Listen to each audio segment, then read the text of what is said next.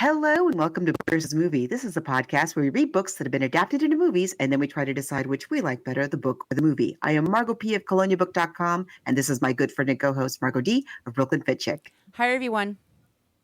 We have a super special, I think we've never done an episode like this before. We rarely have guests at all. And it's not that we're antisocial. Just kind of works out that way. Busy. And but we have a really super fun, totally in keeping with the theme of our podcast episode that we're going to be talking about today. We're very excited. But before we get to our guest, if you are new and you're just kind of, you found us because you love The Exorcist, Margot recently posted, or some other movie, if you found us. You maybe have suggestions for books and movies that you'd like us to cover.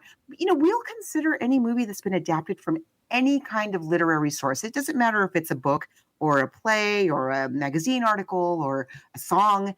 As long as it's been adapted from a literary source and is easy for us to stream and get our hands on, we'll consider it. There's a lot of other really great listeners of this podcast too, and it's a really fun community for you to meet and join. So a few places where you can talk with folks, meet us, interact on the internet. Yes, we do have a basic Facebook page. Be sure to like it. All the episodes are posted there. And we know iHeartRadio is an issue right now. We are going to correct that. But we're more interactive in our Facebook group. So you type in Book vs. Movie Podcast Group and ask to join. It's a private group. We really do just talk about movies and pop culture. We have two posts at the very top of the page. One is all the shows we've covered before, and then one's all the suggestions that people have. We just ask that the literary source, once again, it could be a magazine article, a song, a novel, whatever. It needs to be something we can get our hands on, and the movie needs to be streaming on a major app. It cannot be a DVD that we have to buy. We're on Twitter as long as that exists at Book versus a Movie. Same with Threads and with Instagram. Please follow us to those places. And we also have stickers. And if you would like some, please email us. We have an old-timey email address, Book versus Movie Podcast, spelled it all out, @gmail.com. Yeah, I'm old enough that I still call Costco Price Club. Oh. I'm one of those. And I could see I'm going to be one of these. Like, I'll just keep calling it Twitter, even after it's falls into the sea or whatever is going to happen to it. If you really, just a little side, how old I am. If you really enjoy this show, if you would like to help keep us in books and movies, you can also support us on Patreon. We've been doing the show for almost 10 years, so we're taking all of our shows from 2020 and previous to that, and they're on our Patreon wall, Patreon. We have a couple of very affordable options, and it just helps us put the show together, the books and the movies, and the hosting costs and things like that. We just posted our Silence of the Lambs episode, which is very popular. Now that's only on the Patreon wall, and thank you all for doing that. But if money is tight, we totally get it. We totally understand. If you could just leave us a review wherever you get your podcasts, that would be amazing. We've done, I was looking at our recent catalog of episodes, and I've noticed that we've been doing a lot of classic movies lately. And part of our research, I think I can say, if I could speak for both of us, part of our research is we love to go online and find the Turner Classic Movies commentary about the particular classic movie that we're covering. I think my mom is probably watching Turner Classic Movies as we speak, like right now over in her house. Like, she lives on the other side of the canyon that I'm on. And today we're going to be talking about a book from Turner Classic Movies called But Have You Read the Book? 52 Literary Gems That Inspired Our Favorite Films. And we have the author with us today, Kristen Lopez. Hello, I have TCM on right now, if that's anything to go off of.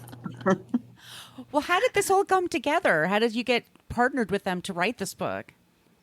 Yeah, so I had a former coworker at my old place that I worked at who had written 2 books for TCM, and I just kind of like slyly asked him one day, like, how do you get into that? Because I figured it had to be like, clearly I assumed that, one had to be like at the top of their writing game in order to be asked to write a book for TCM. And he was like, well, do you want to meet the publisher? And I was like, that's okay. Like get the foot in the door. Living in LA, it's all about who you know. So I talked to the person that runs TCM's publishing side, John Malahai, who is unfortunately no longer with the company, which is very upsetting. And we had a really long talk about a lot of different ideas for books, none of which were this one. And he eventually called me back and was like, hey, we have, a bunch of books that have already been approved. We just are looking for authors. And we noticed that you have a master's in English. Do you read a lot? And I had to laugh twofold because, yes, I do read a lot. But also, this was the first time anybody had ever cited my master's degree. I was like, oh, degree finally paid off in some way.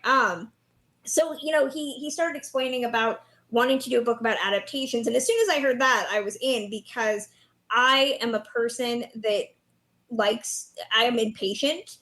So when a movie is announced, and if it tends to star somebody I love, I will go out and buy the book, because I cannot wait the year or 2 years to wait for the movie to come out. I need to know what I'm getting in for. I need to be able to visualize some stuff. So I have always gone and read the book first, because I just can't wait. So as soon as they said that, I was like, well, I've been doing that forever. So it was really a perfect timing of an idea that they already had, something I was already doing, and having a master's in English, which was the first time that's ever become a thing. You were a journalism major?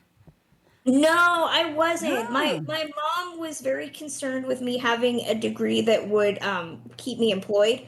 So I originally wanted to be a history major, and she was like, you can't be Indiana Jones. There's no money in history. So you need to find a real degree. So yeah, English, she was like, worst case scenario, you can always teach, which I was like, but I don't want to. She was like, English will always be, there's always money in English. So yeah, it ended up working out really well. But I had taken enough journalism classes and enough film classes that had I wanted to minor in either, I probably could have, but I was just lazy and never filed the paperwork.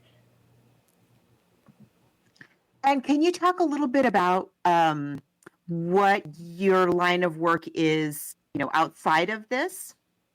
Yeah, when I started doing the book, I was the TV editor over at IndieWire, and then earlier this year, I became the film editor at The Wrap. So working in the TV sphere while working on the book, but I'd always loved movies. I wrote about movies. I love talking about movies. So TV gave me a job during a pandemic, which was great. But once the opportunity came to run a film team again, I was like, ooh, I need to do that. And so it's a lot of work, but I get to be writing, doing journalism about the film world, and talking about all the insanity that has just popped up in the last 6 months. So I really picked a great time to go back into film. TV, I got a job as a TV reporter during a pandemic, and I became a film editor while we're in the midst of a strike. So, I'm always where the big events are, apparently. Yeah, that's kind of two unforeseen, historic, long drawn out circumstances. The strike has just gone on and on. I work at my 9 to 5 is that I work for a labor union, and so we've been also helping to support the strike as well in our way. And can you talk a bit about?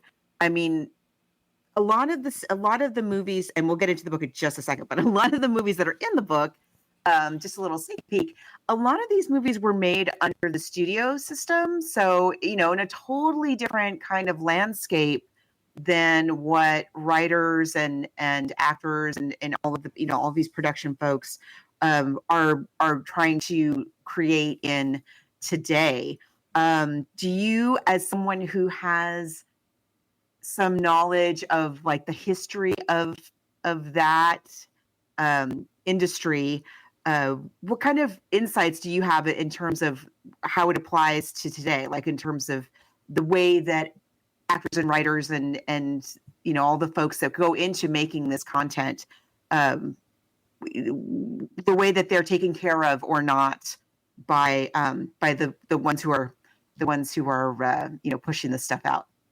Yeah, I mean, it's interesting. I mean, the studios have always had the power since movies, became a thing, and up until, the de Havilland decision, I think in like the 40s, studios effectively owned your actors. You could change their name, you could change their appearance, you controlled their publicity, you controlled who they married. I mean, so they've always had a lot of influence on controlling actors, and we've always seen strikes when they come, with new technology. I mean, the last time we had a dual strike was, I think, like 60 some odd years ago.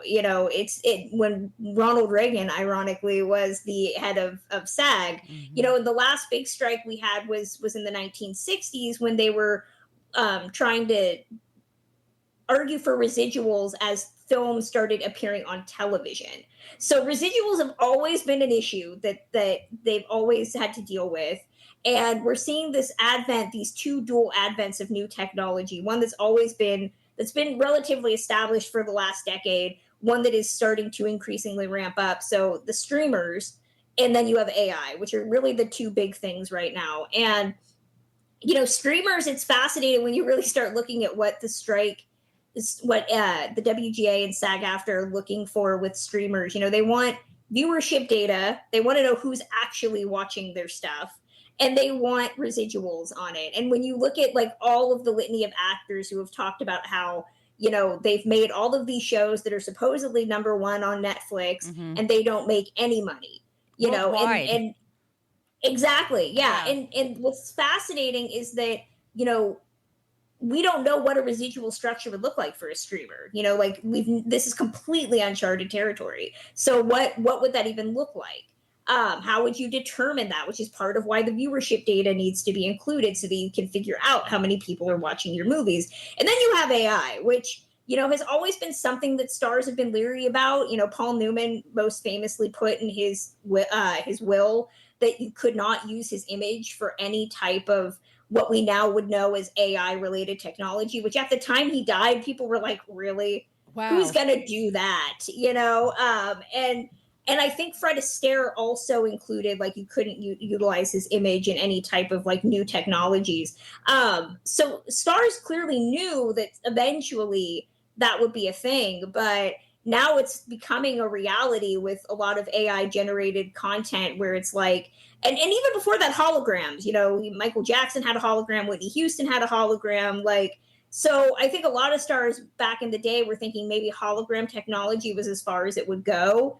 And now we're seeing ways that like you can resurrect actors and just put them in movies. And that's really alarming, and then on top of that, there's copyright issues of like, if somebody write me a script like F. Scott Fitzgerald would write, does that mean that that's copyright infringement? So there's a lot of just real uncharted territory. The rules are going to have to actually be written because they've never been tested. There's no real roadmap. And I think that what's fascinating about looking at the studio system in that time is like, the studio system had control, but I don't even think the studio system of the 40s could have fathomed the lifelong hold they could have on a celebrity with something like AI. It's just, I'm sure it would boggle their mind, and they'd be like, wow, this is beneficial for us, not beneficial for anybody else, but this is great. And okay, as somebody who is in Los Angeles and kind of in the mix of things, what would people? I've noticed that people seem to be confused as members of the general public about, how do I support this strike? Do I not go to the movies? Do I not go see Barbie? Do I do I cancel my subscription? Right. Who do I write? Where do I tweet? What is the best way for the members? Because it seems like the public support is there. I'm really impressed. Like, people do seem to be getting it, why they should care about this particular strike, and what seems like a sort of a, elitist, could be painted as kind of an elitist atmosphere, but people are sort of understanding how what goes on in this atmosphere can appear, in any industry and touch anybody. So how can somebody who's, not in California, or somebody who's not in New York, somebody who's just, in some other state, and they're streaming this and that, and they're trying to decide whether to go to the movies.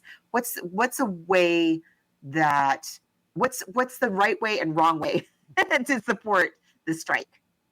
Yeah, I mean, it's tough, I mean, even as a film writer, there was a discussion early in about like film critics. Can film critics review movies? Is that crossing a picket line? And for most people that have no connection to, the industry, they SAG-AFTRA and WGA both said they're not calling for a media blockade, so they do still want you to see the movies, because if anything, seeing the movies and showing the success of films like Barbie is more bargaining power for SAG and WGA to be like, see, this is why you need writers. This is why you need good actors, because these movies make money, especially for films written and directed and starring minorities. I've talked about how films like Haunted Mansion and Blue Beetle that's coming up in a week, those films, unfortunately, their lack of success at the box office can easily be discussed by a studio as like, well, this movie failed because nobody wants to see people of color, behind the camera. Like it's an easy out for them, because, and not, they don't factor in, or they choose to ignore the strike as a component. It's just like, well, nobody wants to see these people on the screen, so it's very much an easy out. So I always say, like, there's no media blackout, please go support these movies, especially if they're crafted by minority creatives, because it's going to be way too easy for a studio to wash their hands of certain movies and be like, well, this is just proof. This is proof. So I definitely say support the films. There are numerous, fundraising events and funds that are keeping writers and actors employed, giving them food money and healthcare. So if you find one, please donate to it. I'm not really clear if all of the merch, like they have SAG-AFTRA shirts. I don't know if any of the money goes to them specifically, but those are some big things, and just, retweeting, keeping it in the public consciousness outside of LA, so that people realize, like, this is all part and parcel. I mean, we have hotel workers striking here in LA as well. UPS was going to strike. Mm-hmm. So, we joke about hot labor summer, but it's very much indicative of, like, this is decades of people feeling like their work is undervalued and wanting appropriate wages and appropriate respect for jobs that most people, either cannot or do not want to do, and that's a big thing. If anything, I hope it will make us appreciate, like, not just the working actors, but, people that are middle, lower class jobs and stuff like that, just because, especially if you live in a big city, it's easy to ignore, hotel workers and stuff like that.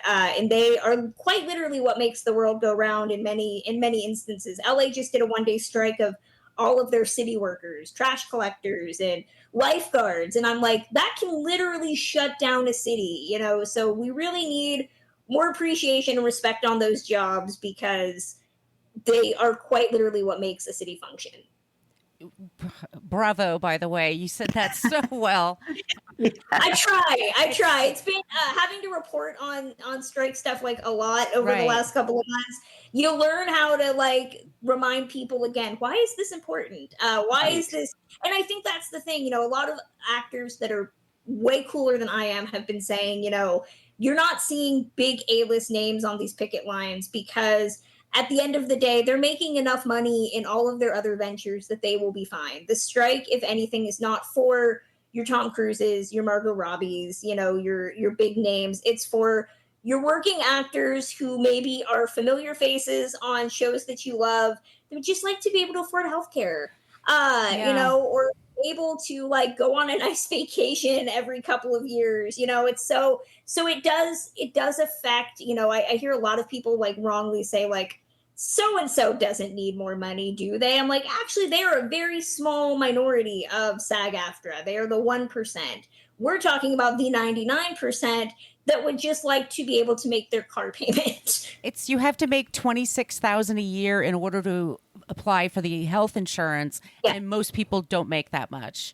No. And it used to be a middle class town. There are costumers, there are people, all kinds of jobs that are on movie sets that keep the business going. And used to be you could have a family and have a home and, like you said, take a nice vacation once in a while. And that's quickly going away. And then we have these studio heads that are just sort of let them eat cake. We're just gonna, you're asking for too much. I need to make $100,000 a day. I don't know what you're talking about. And it's appalling. And it's just yeah. And SAG-AFTRA is comprised not just of film and TV actors, but voiceover artists, stage actors, people that are definitely not familiar faces, but like you look at what voice actors make for just the time they do the voice roles, that doesn't even factor in residuals for what their voices are going to be used for, and those are things that are really shocking to see the numbers in really stark relief. And that's what's important too. It's not just the film and television industry. It's, people on, local stages and doing voiceovers. And, I don't know if audiobooks are included, but like some of them are SAG members, certain sectors of the theme park world have SAG workers, so it's a lot of people doing jobs that maybe are not as glamorous as, being an A-list star, but they're what makes you love entertainment. Yeah. Bravo. I don't know. Thank you. I try. In the middle of all of this, you have this book that's just come out about books and movies that bring so much joy to so many people. It's new this year. What has the response been so far? It's been remarkably positive. I don't tend to look at, my Goodreads score just because I am a type A Virgo who takes everything very close to heart. So when people say oh, it could be more complex, I'm like, yes, it could have. I could have put more opinion. Why didn't I do this? So I will beat myself up very heavily. I think the only critiques I've gotten, interestingly enough, it's 2023, is a lot of people were really mad that I capitalized the word black in the To Kill a Mockingbird section, which is grammatically correct, mind you. But I've had a lot of people reach out to me and be like, your liberal bias is showing. And I'm just like, I will ignore those ignorant statements, but also remind you that according to Purdue, that is how you do it. Right. If I had not, I listen, I'm a lot of things, but I will kill myself before not being grammatically correct. I need to use commas in the right way. I capitalize what's supposed to be capitalized. So yeah, that's been the biggest complaint, I think, if anything. But most people, really loved it. We just did a second printing, a month or two after it came out. That's great. So yeah, I think my biggest disappointment was I went to my hometown Barnes and Noble to sign copies. It was like a local girl makes good. It's not like anybody was going to be there, but I would have known. And they did not have any copies. And it seemed like they had not had any copies for a minute.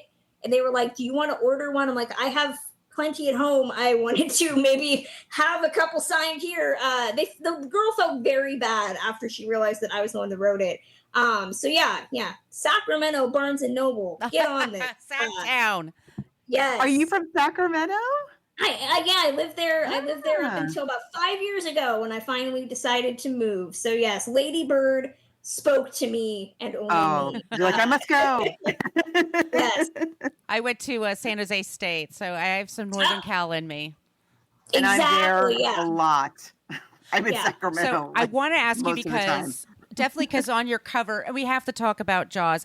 Margot and I, our whole thing when people say, well, the book is always better, we always say, have you read Jaws?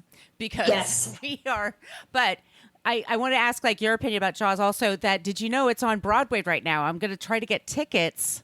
I did. Robert Shaw's son is playing himself, and they have a Roy Scheider person, and they have a Richard Dreyfuss person, and actors, and they're just reenacting. They're talking about the movie in between scenes, and then supposedly he ends it with that Indianapolis scene, that very famous speech. But anyway, it's getting really good reviews, so I'm going to go see it. So I've seen all the Jawses, but what do you feel of Jaws?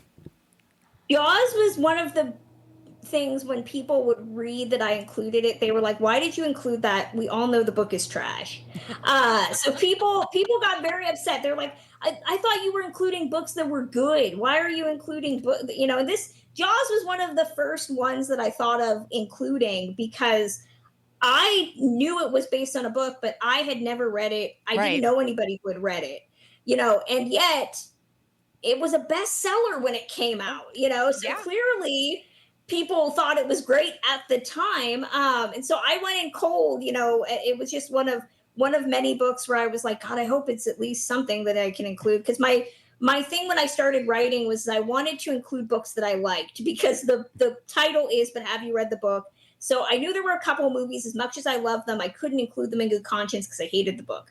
But Jaws, I didn't know how I was going to feel about it. So I read it, and if anything, it is a very fascinating novelty piece, you know, because again, I'm trying to read it with an eye towards like, this was successful, this was a bestseller. Really? Okay, you know, and I think what people get mad nowadays, because you're often going to find more people that have seen the movie at this point than have ever heard of the book. But I think what people get mad about is going back and reading the book after seeing the movies. Nothing's ever going to compare to the film. Like Right. the film set such a high bar that you're never going to cross it. You're always going to be disappointed. And so I think that factors in. But yeah, to read the book and you know, it's not really a shark film. It's like a lot of metaphor, you know, it's symbolism. And I feel like Peter Benchley really wanted to make like some sort of Red Shoe Diaries, like mafia drama. And the Yes. shark stuff is just there. I remember reading it during the pandemic because so I had a lot of free time in my on my hands, but reading the sex sequences between Hooper and Ellen Brody, Uh, which yeah, by the just way, they hook up. I was so literally like, bad. I was because the problem is the character's described as like a Brad Pitt, but I'm not seeing Brad Pitt when I'm No. reading it. I'm seeing Richard Dreyfuss, and I'm reading these lines, which clearly a man wrote because they're not Yes. sexy at all. And I'm just like hearing Richard Dreyfuss say them in my head, and my mom's like, "Why are you cringing?" I'm like, "Oh." God, it's so horrible. Why? Why are we reading this? So yeah, that is all to say that if anything, the book is worth a read, if only so you can be like, that's Spielberg, man. He knows how to It's adapt. genius. It's He is a genius. genius at Yeah. adaptation. And yeah, and it's funny, it's interesting because Benchley became known as the shark guy the rest of his life. And he, Yeah. at a later time in his life, felt very bad about that, about like the Yeah. reputation that he gave to sharks. It's just an interesting cultural point. Yeah. I love that he was very upset at like how he offended an entire species of animal is my thing. Like he was like, I'm horrified what I've done to the shark community. And I was like, I love that you think that there are a community of sharks sitting out there in the ocean right now being like, damn you, Benchley, That you've ruined their bastard. lives.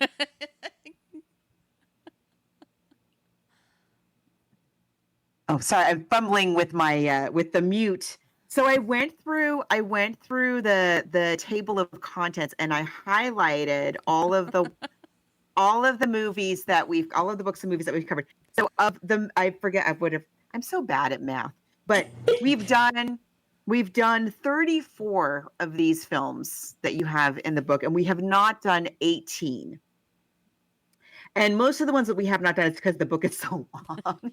Yeah. It's usually because we have a short time frame. But for the most part, yeah, as I look at this, these are really good books that made really good movies. And I have questions about specific ones, but I want to say, like, I really love the way that you have, it's not a huge book. It's a really awesome, like, giftable book. Anybody that you know that loves books or movies. And I think that you do a really good job in the small space of time that you have allotted for each film to really talk us through what's great about each version and what to expect. Like, I don't feel like you're spoiling things too much for people, unlike what we do here on the show. We spoil everything, but you're doing a good job of giving people an idea what to expect if they've never read the book or if they've never seen the movie and they've only read the book. I think it's really strikes a nice balance of giving you just enough to motivate you to see the movie if you haven't, or see the movie again, or read the book again, or read it if you've never read it. I think just all the way around, it's really cool. And I like that sometimes you have movies that are, I mean, you have books that have multiple adaptations, like Charlie and the Chocolate Factory, you know, and you have to bring up, you can't not talk about, of course you have to talk about Johnny Depp, but of course, you know, you have some, but we're really going to talk about Gene Wilder. What is the one movie in here that you just wish you could have included, but you weren't able to? Oh gosh, there were many. There were many. You know, TCM and I went back and forth on what the requirements were as far as what was going to get picked. The only movie they told me I had to include, it was their big release, was Dune. So I had to include Dune. I did not want to. And they know this. I've told them this. I was like, do I have to? They were like, yes. We haven't done it. I mean, the first movie's only half the book, so you only have to read half the book. But even then, do you really want to?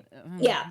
And mostly from there, it was about making sure that we had enough diversity in genre, in era, in directors of color, directors that are women, you know, authors of color, authors that are women. And there also had to be a level of popularity or well-knownness to things. So, you know, one of the big things they made me cut was I had a lot of crime dramas on the original shortlist. My sample pitch my sample pitch had included Dennis Lehane's Mystic River. And so I really wanted to do one Dennis Lehane film. There were a lot of options, but they were like, you have so many crime dramas, Kristen. You can't do Lehane's entire filmography. You have to cut most of all of them. So I was a little sad to cut those. You know, there were a couple things that, you know, they had to be full books. So, you know, I really, the Philip K. Dick film that I included Blade Runner. That was not the first one. I wanted to do Total Recall, but the book that is Total Recall is actually a novella. So, and then as far as stuff that was like well known, you know, I would have loved to have done just some like really random favorites that I have strong opinions about. But they're like, Kristen, no one knows that movie. That movie did not make any money. Nobody's read the book. Nobody's going to care. I'm like, I really wanted to do Don Winslow's Savages, which they did in 2012 with Blake Lively. The book and the movie are about 95% similar, aside from the ending, which I hate the ending of the film. The ending of the book is perfect. But again, they're like, nobody saw that Oliver Stone movie. Nobody cares. So I was like, next time. So yeah, there were a couple things, you know, and then there's stuff that I just kind of am kicking myself that I forgot to include. I had The Wizard of Oz on my list, and I just forgot to include it.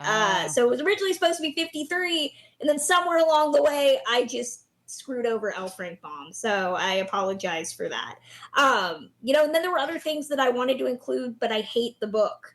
You know, so I love American Psycho. I think the movie is brilliant, but I hate the novel. And I was like, I don't want to recommend people read Bret Easton Ellis's book. So that didn't make the cut either. So yeah, there were a lot of different things, you know, that now I keep kind of like not so slyly telling the publishers, like, look, you know how many movies they've made into, you know, based on books now, just in the last like year. Let me talk about Death on the Nile, because I find that weirdness to be utterly amazing. So yeah, have plenty of ideas for the next go round. What are some of your favorites? Oh, go ahead. Oh yeah, what are some of your favorites? I have so many questions. You ask a question. I've asked all the questions. Go ahead. What are your personal favorites in this book? Like, what for the? Yeah, I mean, I think for me, you know, Jurassic Park's a big one. You know, that when people ask like what are the best adaptations, I always say Jurassic Park, because you can read the book and you don't lose anything from watching the movie. If anything, reading the book just enhances the love you already have for the film. You know, Michael Crichton, it's easy to see why he was kind of the Dennis Lehane of his era, you know, because he really has movie or books that feel cinematic. You know, you can read Jurassic Park and it's got, you know, sections where you're looking at like a computer screen or it's like a brochure or something. He's giving you a visual to it that complements the Spielberg film, you know. And if you've ever asked questions about the film, you can usually find it in the book. Like, what if John Hammond was actually the villain? Well, the book has you covered because he is the villain in the book. You know, this character I love died. Well, read the book because they might have lived. You know, there's actually more characters in the book.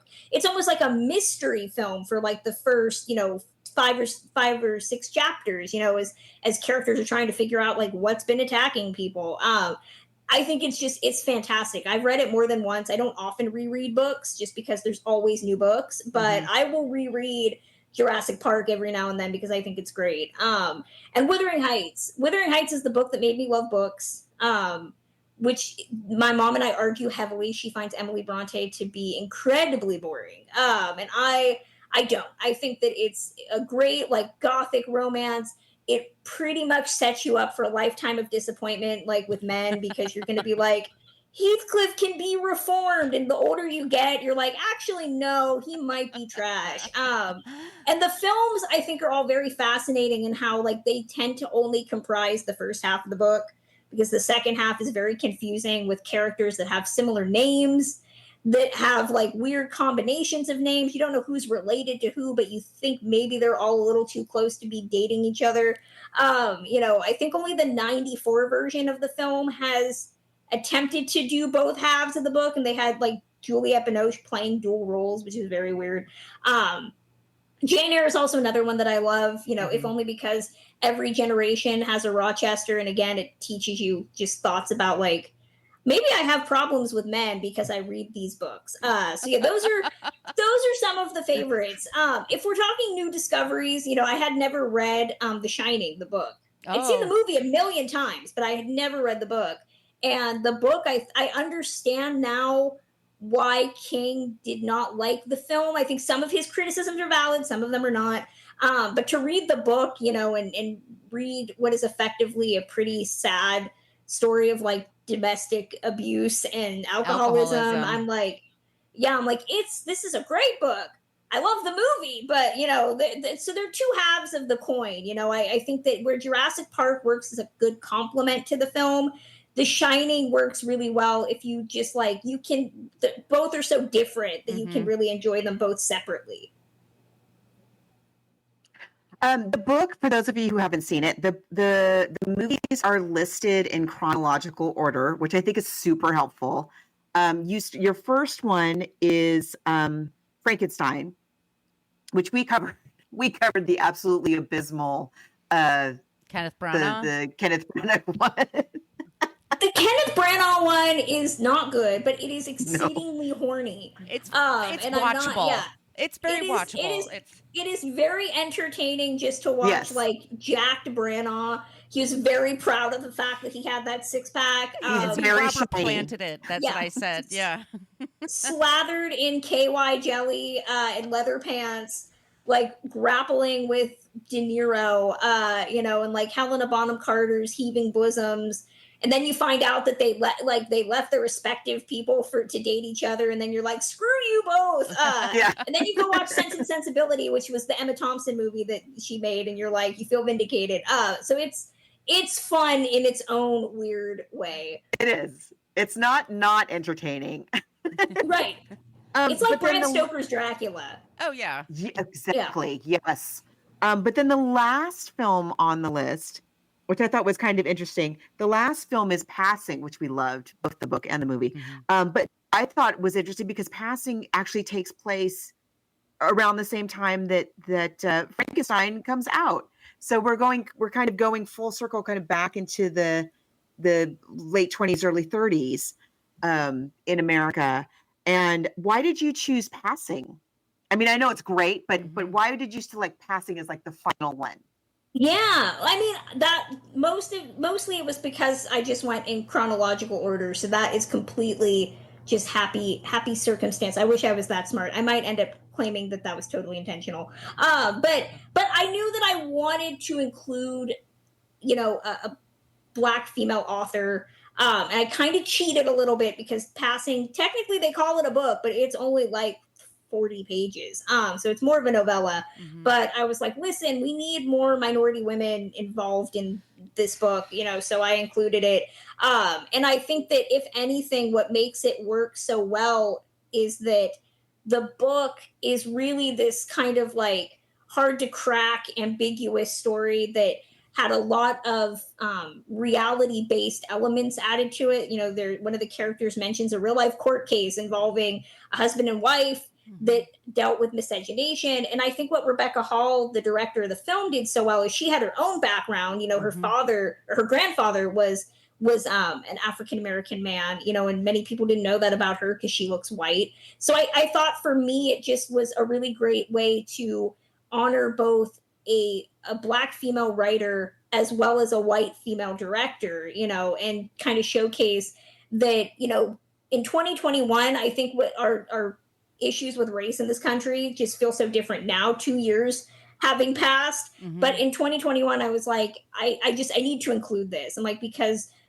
Black women's experiences are not documented enough in literature. So I want to make sure that I'm including something from them. As much as I love The Color Purple, which I did also include in this, that film is also directed by a white guy. Spielberg, again, it's a great adaptation, but wanted to make sure that like I could at least include one movie that was written by women of color, at least directed by a woman as well.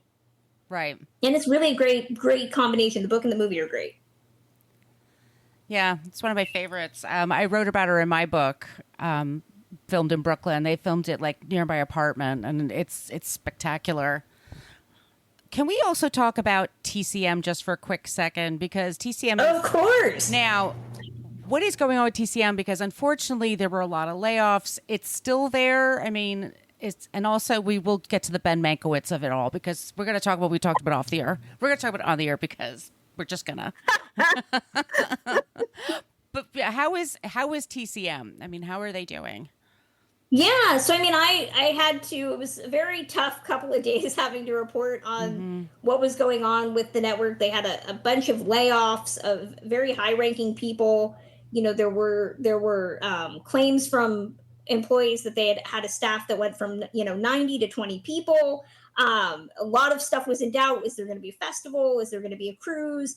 How quickly are we going to start getting commercials? How quickly are they going to start showing 90s movies all the time? A lot of people were freaking out that this was like the death of AMC. AMC originally started also as a classic film channel before transitioning into what it is now. And so, I spoke to a lot of people that I know. TCM is such a small group of professionals that, if you go to the festival as many times, you tend to meet them and humanize them, and they know you as a person, you know them as a person. So, it was really hard talking to people that I knew as friends and have them talk about losing their job and their fears about the network, and the Warner Brothers Discovery doesn't understand what's going on, and then there was this announcement that Steven Spielberg, Paul Thomas Anderson, and Martin Scorsese were going to be involved in the curation of TCM. They got new overlords or whatever, whatever the term is, new presidents of the company that were also film focused. And that still didn't give me a lot of hope, and I talked to sources that said, you're not going to feel the pinch right away if there's changes. Most of the licensing is set through the end of the year. The programming is set through the end of September, so what you might see is maybe some more repeats of things. We saw that they cut the outros to movies, but then they're going to bring them back after public outcry. So it was a little, couple things. We still don't know what the publishing arm of TCM looks like now that they've pretty much fired, the people that are in charge of the publishing. Will there be more books? I have no idea. Will there be more? But over the last, 2 weeks or so, they've hired back 2 key people, Charlie Tabish, who is their programmer, who is awesome, and Genevieve McGillicuddy, who ran the festival, created it. So both of them are back. They've been rehired by TCM. And that gives me, I think, more like, okay, at least there are people I know running the ship. We still don't know what the budgets are going to look like. According to Warner Brothers Discovery, the budget for the network will be the same as it was, but we already know that had already been cut. So, there's still a lot of what ifs, what's going on, but I think having Charlie and Genevieve back in their positions at least makes me feel like, okay, mom and dad are back. Like, they might still be poor, but at least we know who's guiding the ship. And the outros will be back. I think Ben's will be back in September, everybody else's. And that was supposedly because of big public outcry. I really don't think Warner Brothers Discovery realized how, like, fervent TCM fans are. It got really ugly there for a couple of weeks. And I don't think David Zaslav at Warner Brothers realized, like, ooh, I do not. It's like K-pop fans. Like, you just don't want to anger them because they will come for you. Yeah. And Ben Mankiewicz, what's he like?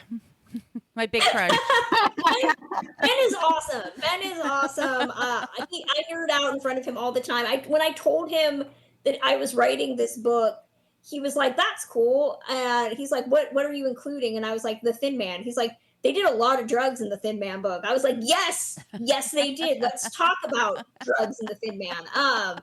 So yeah, he is awesome. And I think he knows that most everybody loves him. He does not let that go to that perfect head of hair. So good for him. But they are all awesome. I have to chill for all the hosts.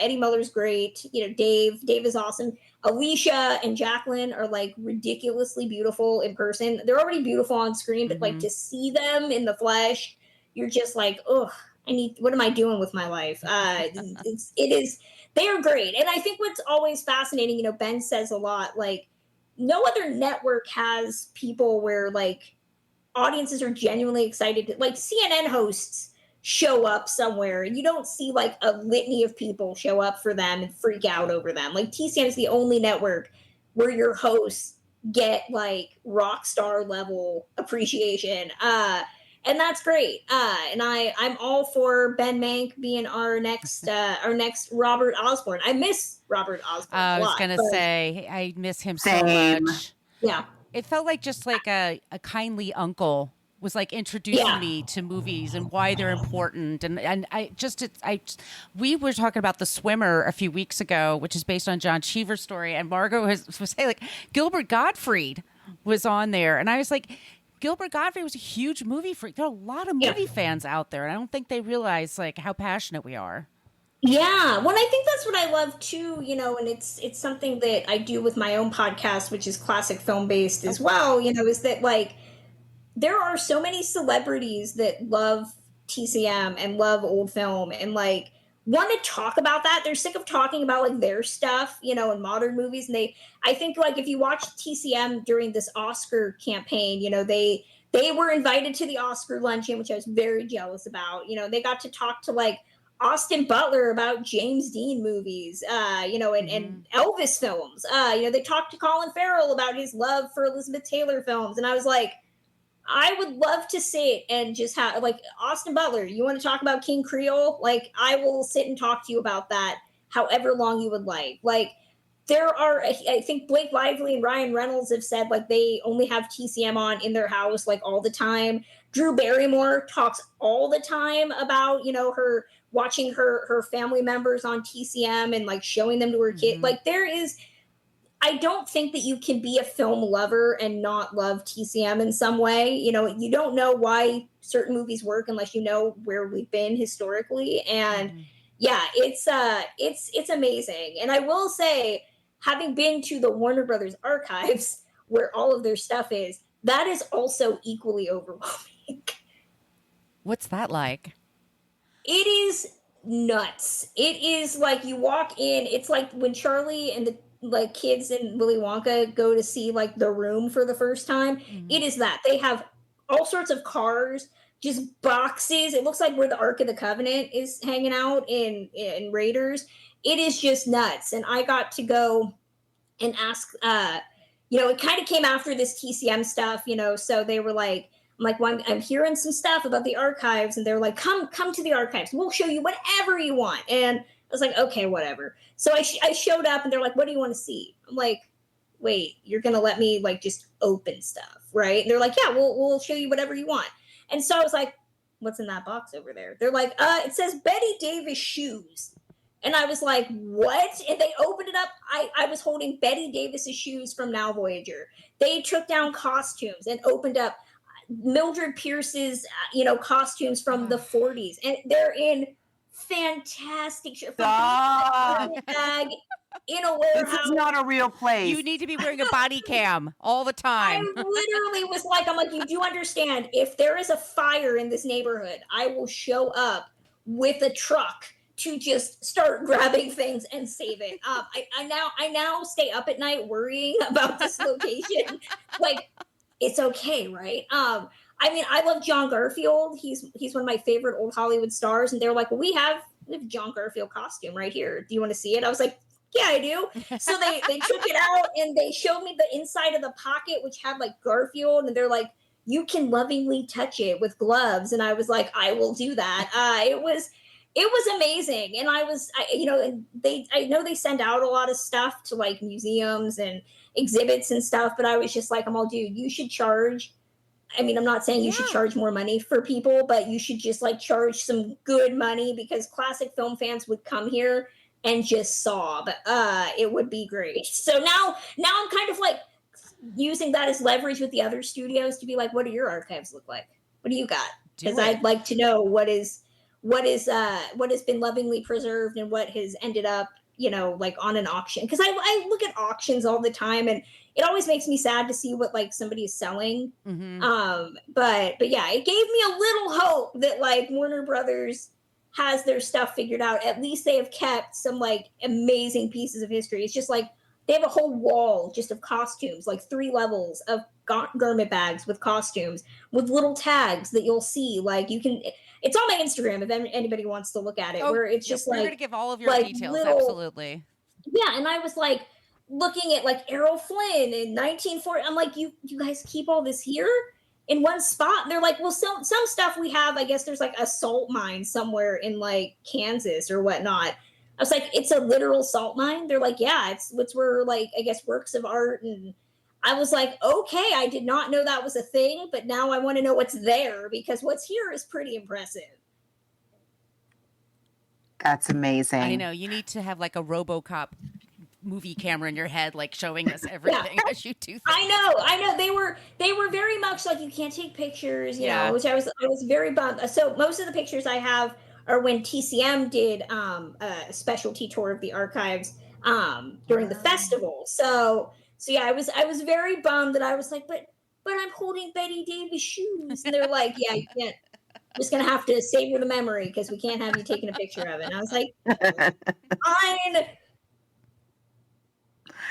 Well, thank you. It's flown by. I know. We're at an hour. I can't believe it. And we so appreciate you taking the time to not just your book, but all of your other fun insights. It's been so, to have 2 guests in a row, like it's never happened. We've never had two guests in a row. And it's fun to bring other folks who love movies and to be able to talk about movie stuff.